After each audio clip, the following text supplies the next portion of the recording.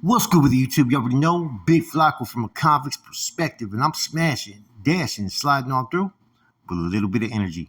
Please hit the like, subscribe, comment, and do all those things that help support this channel, and hit that bell notification for future fire content. So check it out, man. As you guys know by the title and thumbnail, DC and Conenejo, they're pretty much running for their lives right now. They're scared. They know they fucked up. They just filed a motion that was just read recently in July 19th, 2023. And it talks about them being at the head of the generals, right? On top of the organization. They both moved to compel discovery about law enforcement's plan to interrogate them at Moffett Airfield. Defendants contend the discovery is material to forthcoming motions to suppress evidence obtained at the interrogation. So basically, if you're worried about what was said at the interrogation, you must have said too much.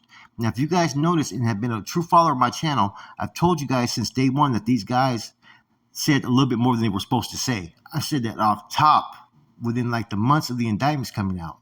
This right here, they're trying to suppress their discovery.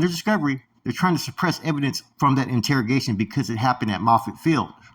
One time you're willing to try to suppress something, that means you fucked up and said the wrong fucking thing. And I heard that Conenejo's was probably one of the worst ones out of all of them that said a little too much. Read this part right here so you guys can get a clear understanding of what it says, right? At the hearing, the government argued for the first time that responsive document and information may not be subject to disclosure under Federal Rule of Criminal Procedure 16A2.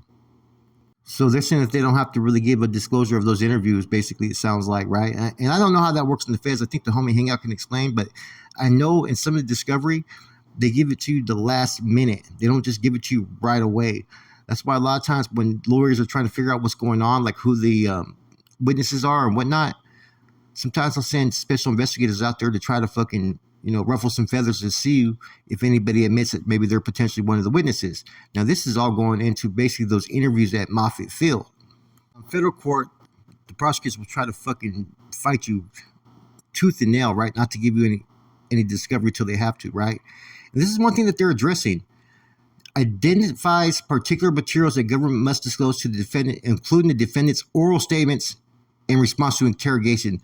They want to see what they said. They're trying to get the disclosure to their fucking interviews, their interrogations and whatnot. That to me tells me that there's a red flag in something that these individuals may have said that the fellas in the feds ain't going to be too happy about, nor probably their co-defendants.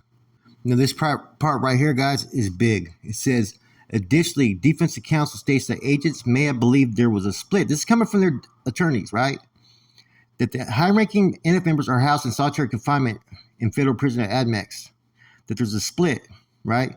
Including on that there was a split between alleged NF members housed in federal custody and those alleged members in CDCR custody, including some of the defendants in this present case.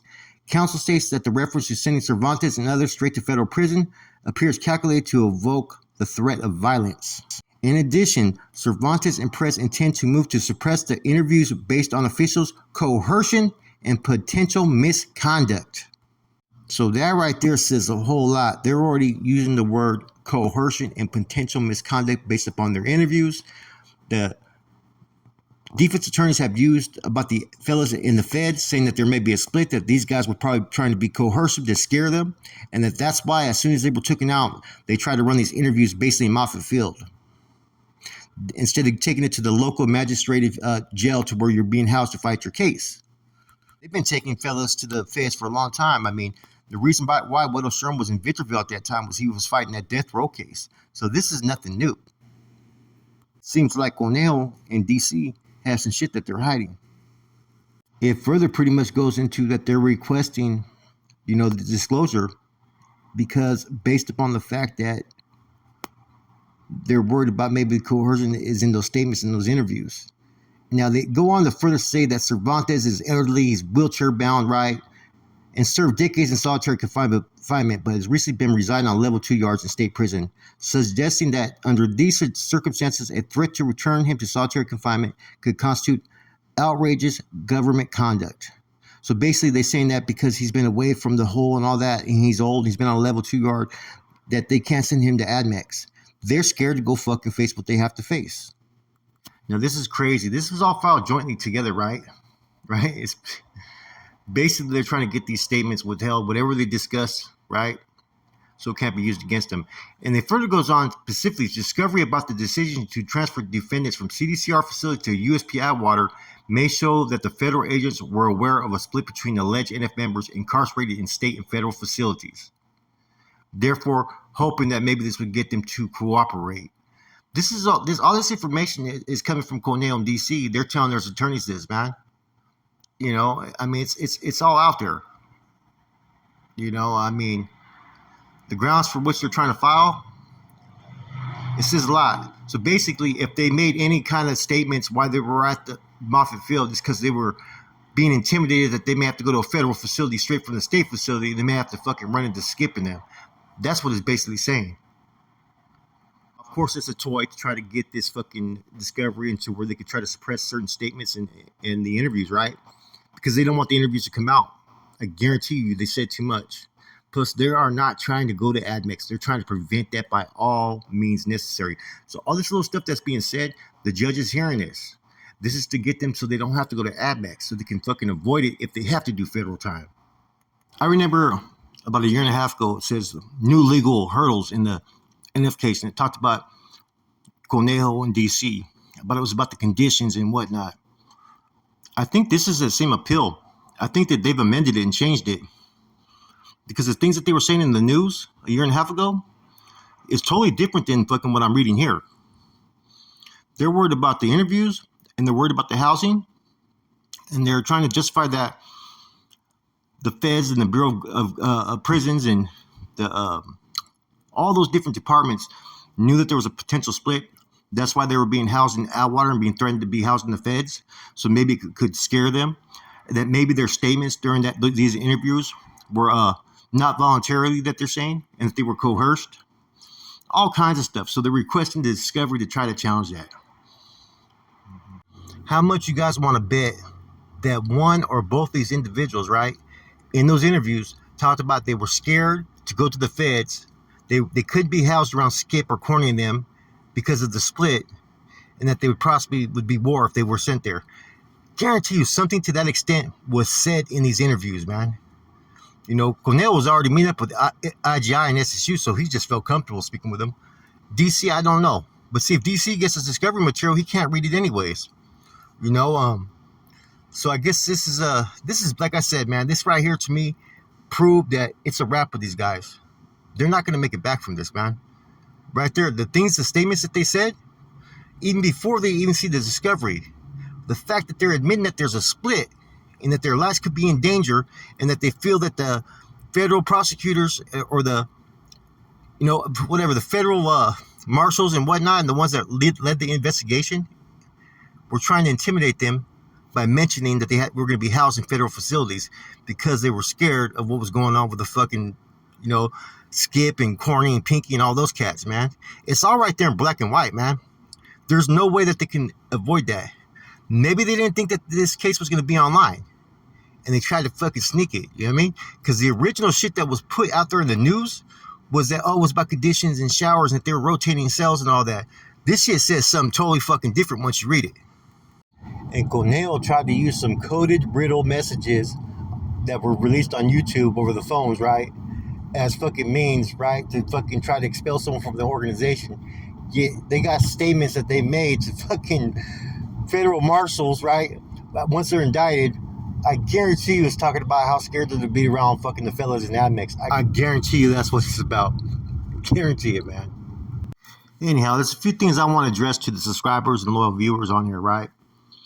You know, not every video that we do or I do is always going to have a message or a positive message to it.